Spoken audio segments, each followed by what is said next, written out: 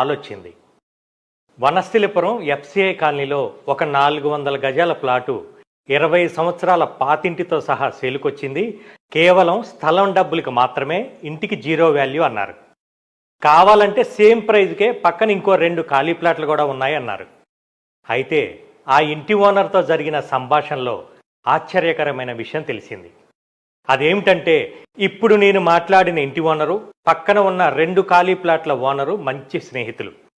20 సంవత్సరాల క్రితం ఒక వ్యక్తి ఏమో 400 గజాలు కొని ఇల్లు కట్టించాడు. ఇంకొక వ్యక్తి ఏమో ఇంటికి పెట్టే డబ్బులతో ఇంకొక 400 గజాలు అంటే 2 ప్లాట్లు కొన్నాడు. ప్లాటు కొని ఇల్లు కట్టించిన ల్యాండ్ ఓనర్కేమో ఇప్పుడు ఇంటి వాల్యూ జీరో అయిపోయి కేవలం ఖాళీ ప్లాట్ వాల్యూ మాత్రమే వస్తుంది. ఇల్లు కట్టించకుండా ఆ డబ్బులతో ఇంకొక ప్లాట్ కొన్న వ్యక్తికేమో రెట్టింపు డబ్బులు వస్తున్నాయి. ఇప్పుడు మీరు చెప్పండి, ఇల్లు కానీ అపార్ట్మెంట్లో ఫ్లాట్ కానీ కొనటం బెటరా, ఓపెన్ ప్లాట్ కొనటం బెటరా? రియల్ ఎస్టేట్లో కొన్ని నిర్ణయాలు